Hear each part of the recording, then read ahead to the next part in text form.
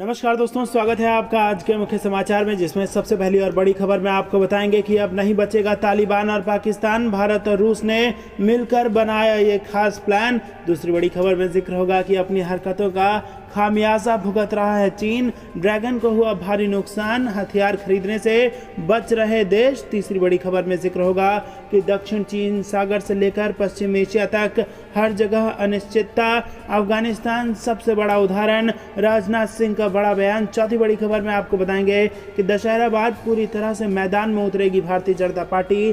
PM Modi की होंगी 30 से ज़्यादा रैलियां।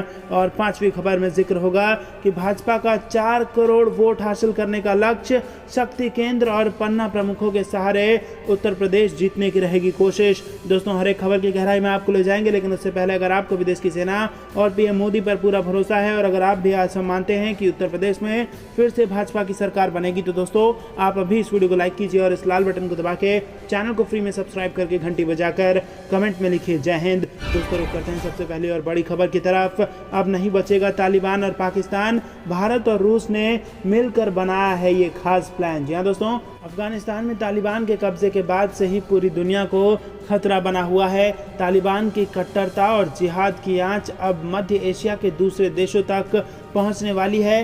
तालिबान की आड़ में सबसे ज़्यादा चाल पाकिस्तान और तुर्की चल रहे हैं। इनका मकसद ही इस्लामिक कट्टरता फैलाना है।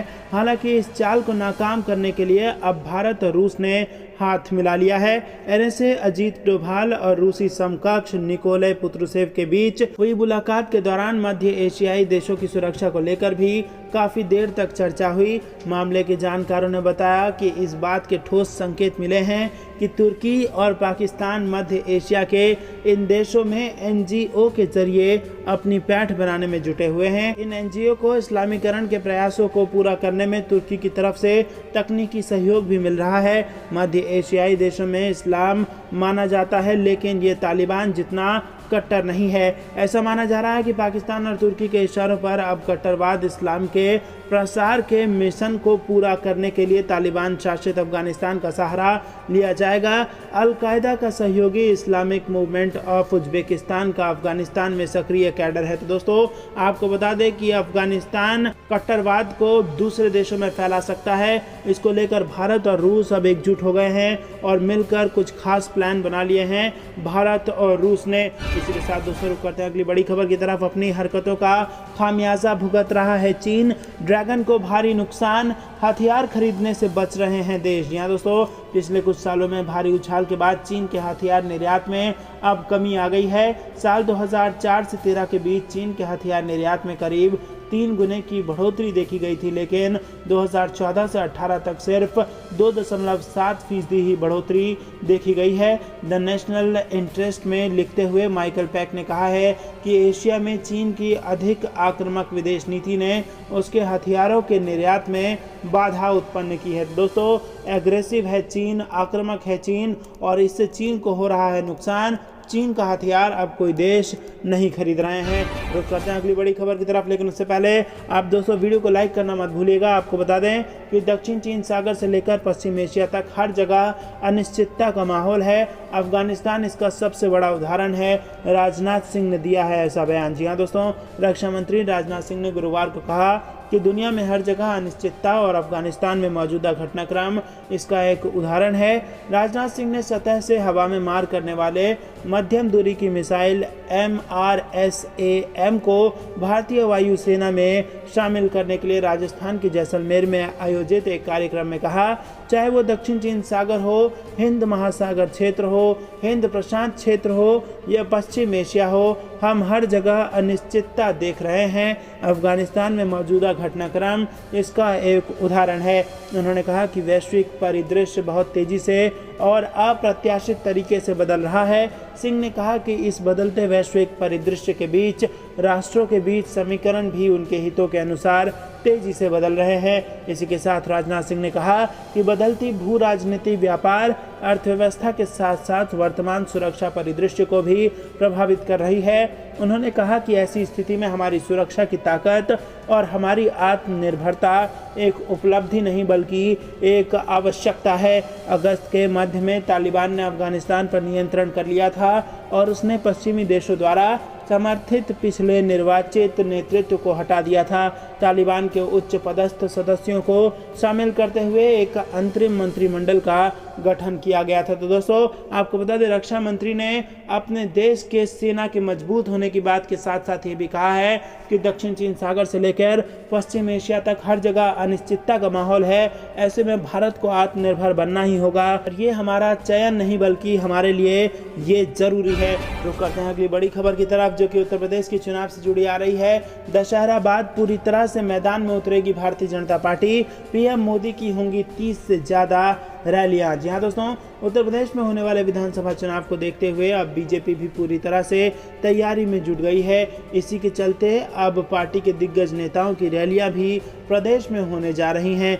जानकारी के अनुसार प्रधानमंत्री नरेंद्र मोदी और गृह मंत्री अमित शाह भी सूबे में एक के बाद एक कई रैलियां कर चुनावी माहौल को बीजेपी के पक्ष में करने का पुरजोर प्रयास करेंगे। बताया जा रहा है कि पीएम मोदी की ही अकेले दशहरे के बाद सूबे के अलग अलग जिलों में 30 से ज्यादा रैलियां आयोजित की जाएंगी। वहीं अमित शाह और बीजेपी अध्यक्ष जेपी नड्डा भी करीब 50 रैलियों को और जनसभाओं को संबोधित करेंगे। वहीं बीजेपी के प्रदेश प्रवक्ता समीर सिंह ने बताया कि विधानसभा चुनावों को देखते हुए पीएम मोदी 14 सितंबर को अलीगढ़ और 26 सितंबर को लखनऊ रहेंगे। इसी के साथ गृह मंत्री अमित शाह की भी जनसभाएं वो रैलियों चुनावों के नजदीक आने के साथ ही बढ़ने लगेंगी। प्रधानमंत्री और गृह मंत्री की रैलियों के संबंध में समाजवादी पार्टी ने हमलावर रुख अपनाते हुए बीजेपी पर जमकर कटाक्ष किया। वहीं दूसरी तरफ विधानसभा चुनावों को लेकर कांग्रेस ने भी कमर कस ली है।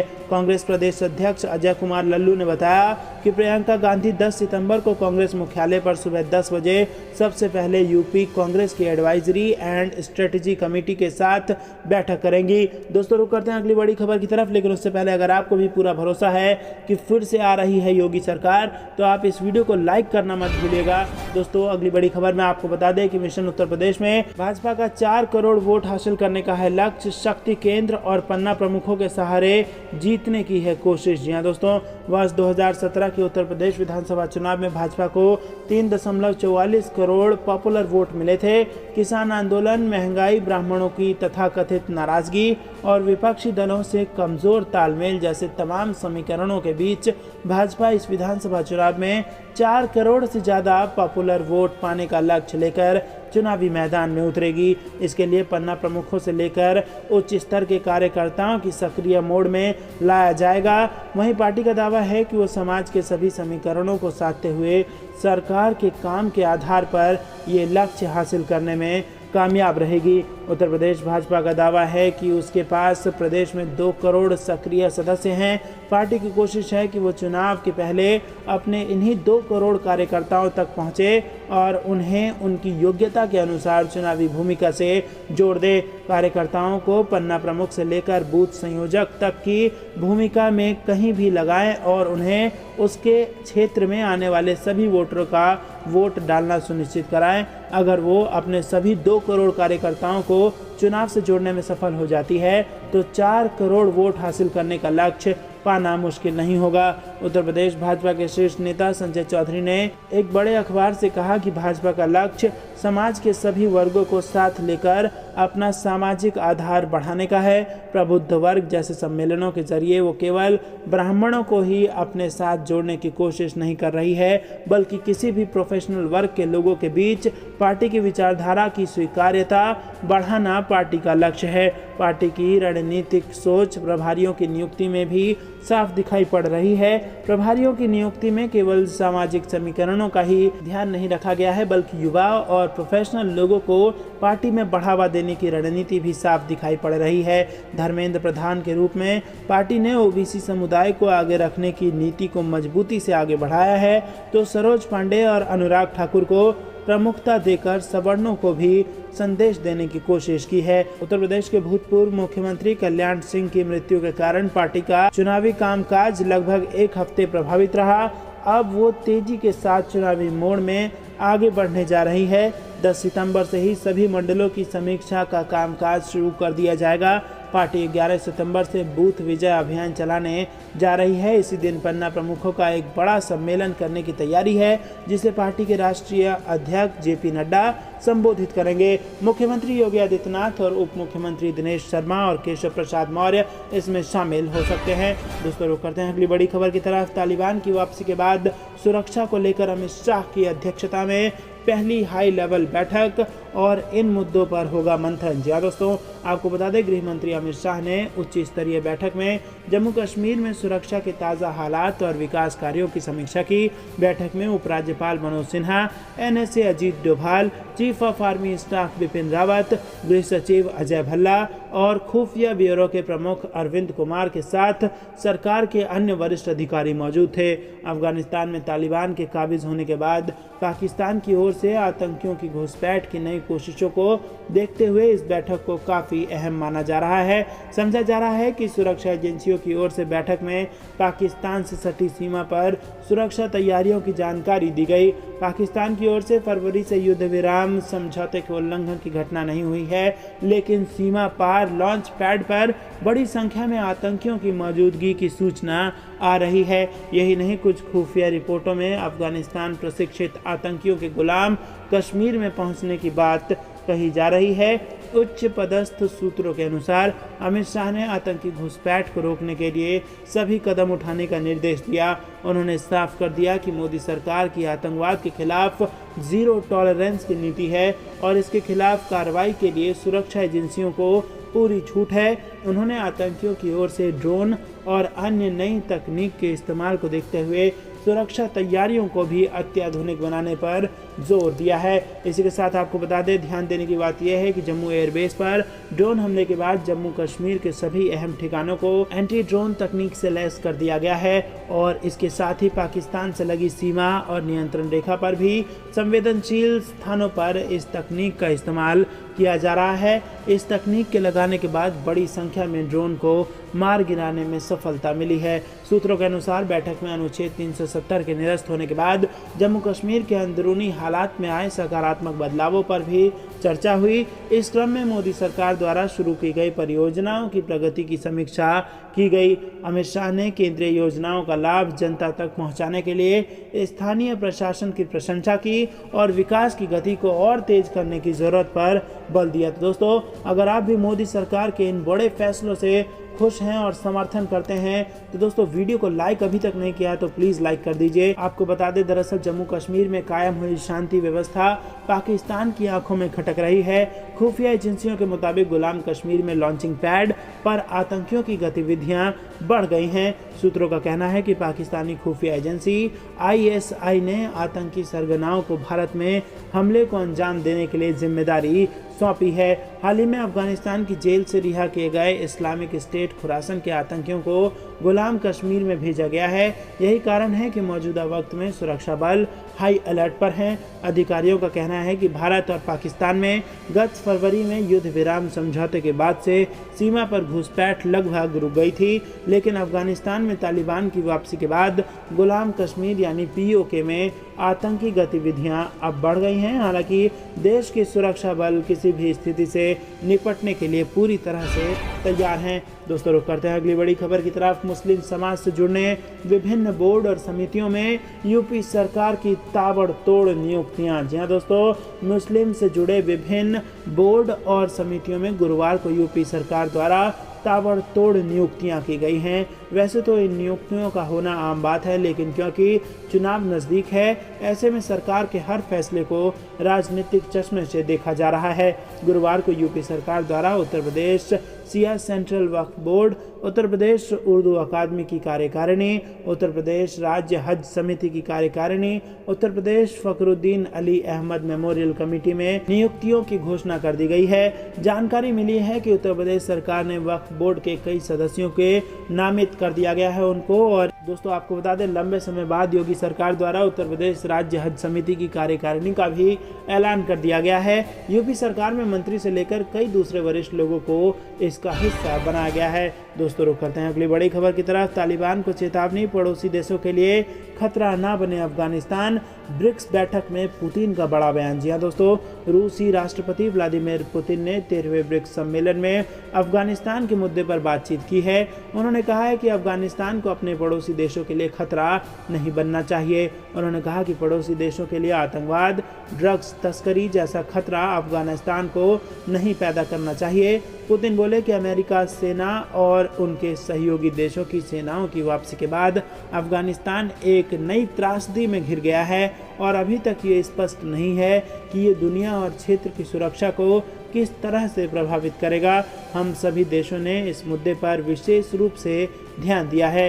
रूस की ये टिप्पणी इसलिए महत्वपूर्ण मानी जा रही है क्योंकि तालिबान को मॉस्को से शह मिलने की खबर आ रही है।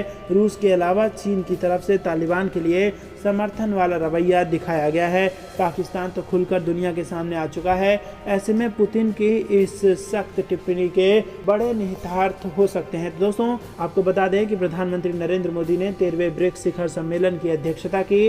पीएम मोदी ने बैठक में कहा, हाल ही में पहले ब्रिक्स डिजिटल हेल्थ सम्मेलन का आयोजन हुआ। तकनीक की मदद से हेल्थ एक्सेस बढ़ाने के लिए ये एक इनोवेटिव कदम है। नवंबर में हमारे जल संसाधन मंत्री ब्रिक्स फॉर्मेट में पहली बार मिलेंगे। हमने BRICS counter terrorism action plan यानी आतंक रोधी एक्शन प्लान का भी समर्थन किया है। उन्होंने आगे कहा कि ये भी पहली बार हुआ है कि ब्रिक्स ने मल्टीलेटरल सिस्टम की मजबूती और सुधार पर एक साझा स्टैंड लिया है। हमने BRICS counter terrorism action plan यानी आतंक रोधी एक्शन प्लान भी अडॉप्ट किया है। पिछले 1.5 दशक में ब्रिक्स ने तालिबान के दोस्त पाकिस्तान पर बुरी तरह से भड़का है अमेरिका। फुल एक्शन के मूड में है बाइडेन सरकार। जी हाँ दोस्तों, अफगानिस्तान के पंजशीर में हवाई हमलों और तालिबानियों का साथ देने के आरोपों से घिरे पाकिस्तान के खिलाफ अमेरिका में कड़ी कार्रवाई की मांग उठाई जा रही है। वहीं सीनेटर एडम ने पाकिस्तान के खिलाफ कड़ी कार्रवाई की मांग कर दी है। अमेरिकी सीनेटर एडम ने कहा है कि यदि पंजशीर में अटैक साबित हुआ तो पाकिस्तान पर बैन लगाया जाए। इतना ही नहीं, पाकिस्तान को दी जाने वाली सभी मदद रोकने की भी मांग की गई है। एडम ने कहा है कि पाकिस्तान तालिबान को लेकर दशकों से झूठ बोलता आया है। बता दें कि पंजशीर पर कब्जे के बाद तालिबान ने अपने रंग दिखाना शुरू कर दिया है।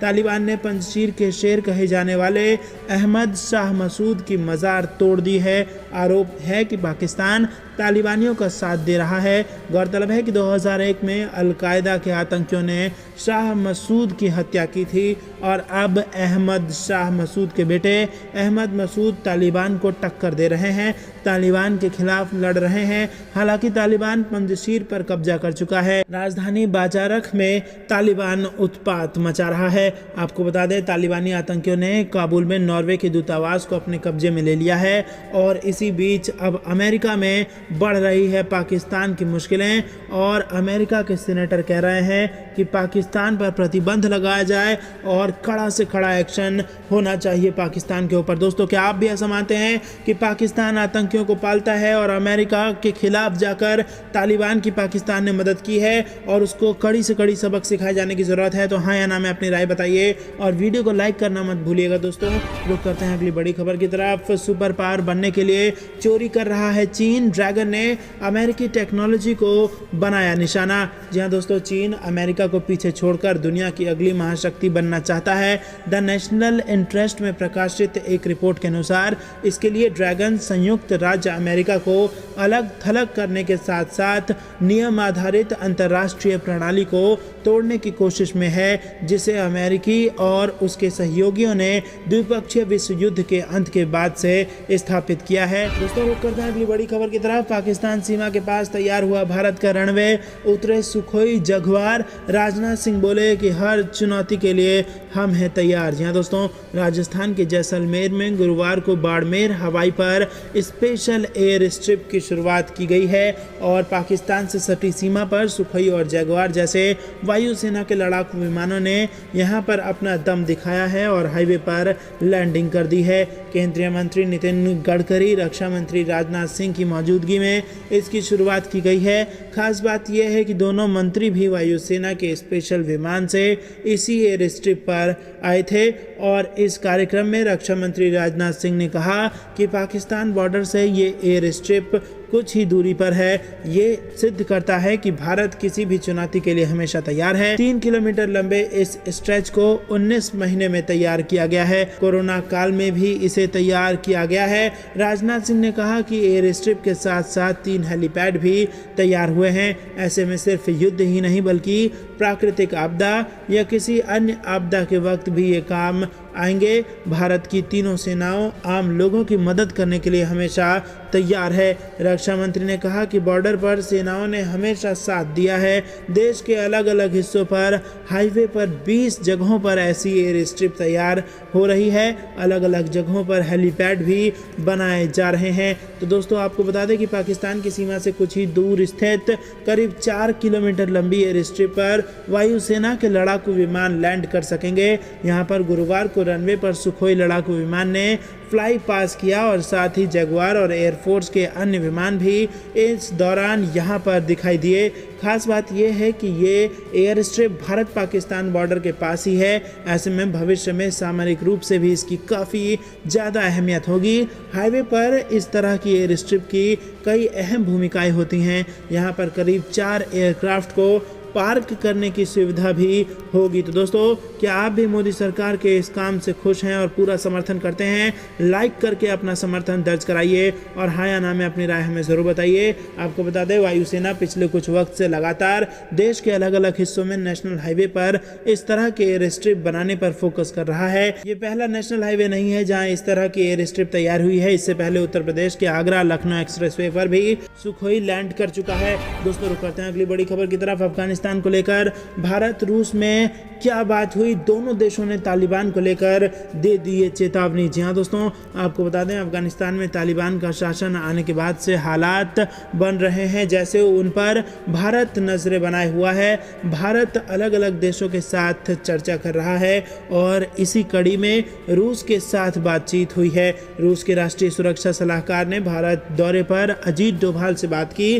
भारत रूस दोनों ने चेताया कि अफगानिस्तान की ज़मीन का इस्तेमाल आतंकी संगठन कर सकते हैं। समाचार एजेंसी राइटर्स की रिपोर्ट के मुताबिक रूसी एनएसए ने अजीत डोभाल से बातचीत की। भारत और रूस का मानना है कि अफगानिस्तान से जो आतंकी संगठन काम कर रहे हैं वो आसपास के इलाकों के लिए खतरा पैदा कर सकते हैं। दोनों देश इस बात पर सहमत हुए हैं कि तालिबान ने दुनिया को जो वादे किए हैं उनको पूरा किया जाना चाहिए। मानवाधिकार की बात हो, महिलाओं के हक की बात हो और सबसे अहम कि किसी दूसरे देश के आतंकी संगठन उसकी ज़मीन का इस्तेमाल ना कर पाएं। एक अधिकारी के मुताबिक अफगानिस्तान में अंतर्राष्ट्रीय आतंकी संगठन मौजूद हैं जो भारत समेत आसपास के इलाके के लिए खतरा है। भारत को डर है कि पाकिस्तान के आतंकी संगठन अफगानिस्तान की ज़मीन का इस्तेमाल ना करें। ऐसे में पाकिस्तान की आईएसआई का तालिबान के साथ संबंध होना भी चिंता का विषय है।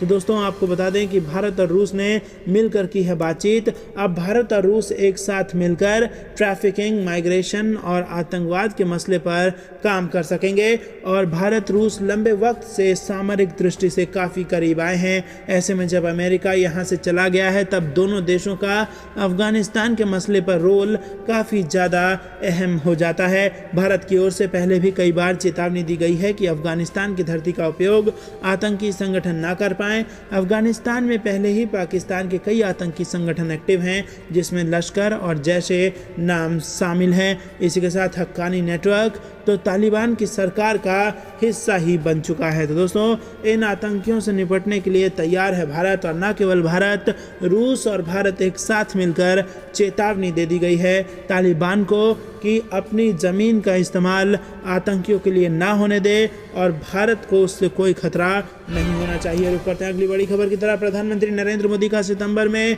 यूपी के 2 शहरों का दौरा, अलीगढ़ व लखनऊ का वो करेंगे दौरा और देंगे तोहफा। जी हाँ दोस्तों भारतीय जनता पार्टी का शीर्ष नेतृत्व उत्तर प्रदेश में 2022 में होने वाले विधानसभा चुनाव को लेकर बेहद गंभीर है। प्रधानमंत्री नरेंद्र मोदी भी इसको लेकर अब उत्तर प्रदेश की ओर रुख कर रहे हैं। सितंबर में वो 2 बार उत्तर प्रदेश के दौरे पर आएंगे। अलीगढ़ में उनका दौरा 14 सितंबर को है जबकि लखनऊ में वो एक दिन के दौरे पर 26 सितंबर को रहेंगे। भारतीय जनता पार्टी ने उत्तर प्रदेश में 2022 में विधानसभा चुनाव को लेकर अपनी जोरदार तैयारी। तो दोस्तों ये थी दिन भर कुछ बेहद जरूरी और बड़ी खबरें। अंत तक बने रहने के लिए बहुत बहुत बहुत धन्यवाद। देख रहे थे आपका अपना चैनल द इंडियन टीवी। जाने से पहले आप इस वीडियो को लाइक, लाल बटन को दबा के चैनल को फ्री में सब्सक्राइब और घंटी बजाकर कमेंट में जय हिंद लिखना मत भूलिएगा।